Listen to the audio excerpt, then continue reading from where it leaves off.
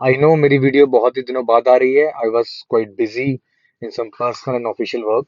But आज क्योंकि budget आया है और बजट के अंदर स्पीच में एफएम साहिबा ने कुछ जीएसटी के बारे में नहीं बोला, बट बिल के अंदर बहुत सारी अमेंडमेंट्स हैं। आप देख सकते हैं 18 अमेंडमेंट्स आई हैं जीएसटी प्रोविजंस के अंदर, सीजीएसटी और आईजीएसटी मिला के।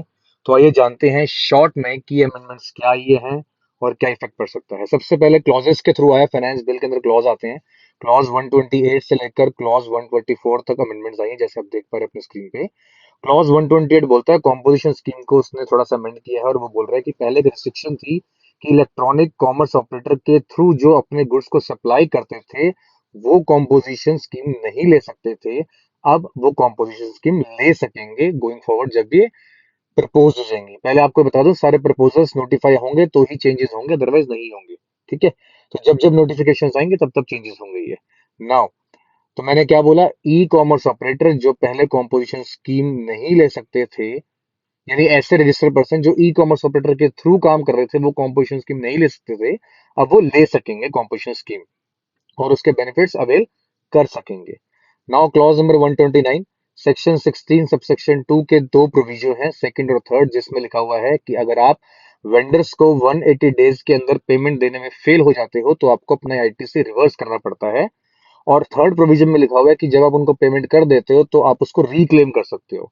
इसको कुछ टाइम लिमिट्स के साथ बांधने की कोशिश की जाएगी, बाकी इस पे डिटेल्स आनी बाकी है। जब नोटिफिकेशन आएगी तब पता लगेगा कि एग्जैक्टली क्या अलाइनमेंट करना चाहते हैं रिटर्न्स के साथ, सो दैट कि आपके सेकंड और थर्ड प्रोविजन रिटर्न्स के साथ की टाइमिंग्स उसकी मैच कर जाए। फिलहाल प्रोविजन ये है कि आप उसको रिवर्स करेंगे और रिक्लेम जब मर्जी कर सकते हैं।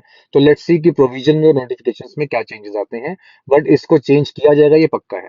नाउ क्लॉज नंबर 130, जब हम 17 सेक्शन पढ़ते हैं और उसका सबसेक्शन 3 पढ़ते हैं तो हम देखते हैं कि रिवर्सल्स होते हैं जब आप एग्जाम सप्लाईज को अंडरटेक करते हैं in terms of taxable supplies. ठीक है, तो जब आपके कॉमन इनपुट के रिवर्सल्स होते हैं वहां पे, तो वहां पे एग्जाम सप्लाई की डेफिनेशन के अंदर जो जो चीजें आती हैं वो एग्जाम सप्लाई मानी जाती है। वहां पे आपको एक चीज अब और भी ऐड करनी है। लेट्स से आपने कोई कस्टम से क्लियरेंस, मतलब आपने कोई इंपोर्ट किया गुड्स और वो वेयर हाउस में, कस्टम बॉन्डेड वेयर हाउस में है, पर क्लियरेंस से पहले ही आपने उसको बेच दिया, तो उस पे जीएसटी एप्लीकेबल नहीं है as per schedule 3 of the CGST act, para 8।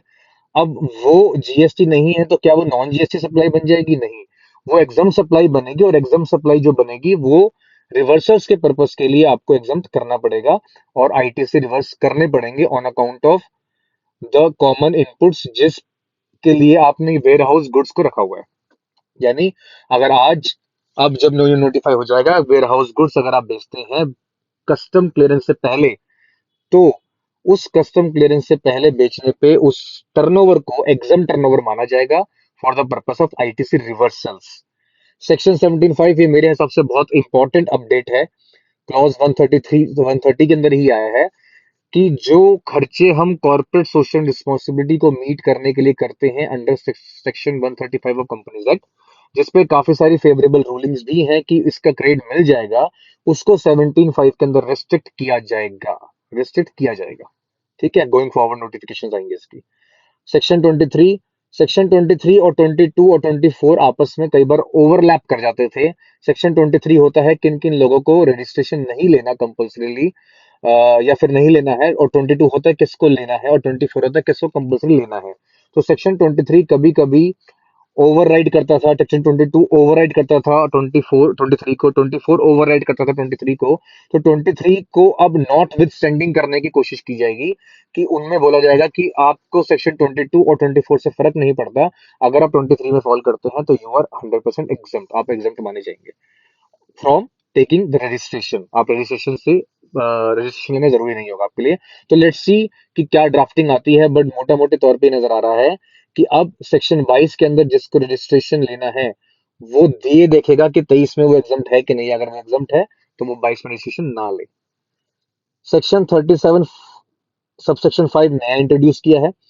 Section 39 11 नया इंट्रोड्यूस करेंगे। सेक्शन 44 2 नया इंट्रोड्यूस करेंगे, और सेक्शन 52 15 नया इंट्रोड्यूस करेंगे। Point number 6 7 8 9 of my sheet, clause number 132 133 134 135 same बात बोल रहे हैं। हमारे को जीएसटीआर 1, जीएसटीआर 3 भी, जीएसटीआर 9 और जो टीसीएस के रिटर्न हम भरते हैं उसको फाइल करने में कुछ प्रॉब्लम्स आती हैं। कभी कभी लेट्स से मुझे 2 साल पुराना आज एक लाइबिलिटी नजर आई है, मुझे वो इनवॉइस डालना है, तो मैं अब पोर्टल मुझे रिस्ट्रिक्ट कर देता है वो डालने से।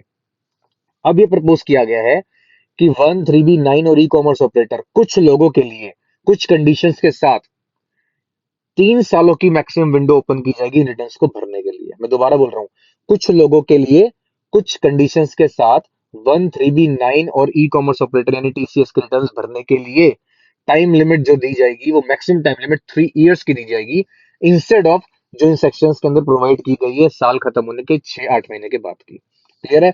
तो ये कितना टाइम लिमिट है, कैसे आएगा, from the date of end of financial year आएगा या टैक्स पीरियड आएगा? जो मेरे को लगता है टैक्स पीरियड आएगा और एनुअल रिटर्न के लिए फाइनेंशियल ईयर आएगा। बट लेट्स सी नोटिफिकेशंस में क्या आता है। But maximum time limit 3 years हो सकती है for certain class of persons, registered persons obviously, subject to certain conditions. Clear है? Now clause number 136 refund, section 54 subsection 6, जिसमें लिखा हुआ है कि जीरो रेटेड गुड्स के या सप्लाई के केस में जो आपको रिफंड मिलता है, प्रोविजनल रिफंड, वो आपको 90% मिलता है, आपको पता होगा। और 90% किसको मिलता है? टोटल इनपुट जो आपने क्लेम किया less less provisionally accepted input tax credit, उसको लेस करने के बाद जो अमाउंट निकलता है उसका 90% आपको स्ट्रेट अवे मिल जाता था गुड्स के केस में। बट अब ऐसा नहीं मिलेगा।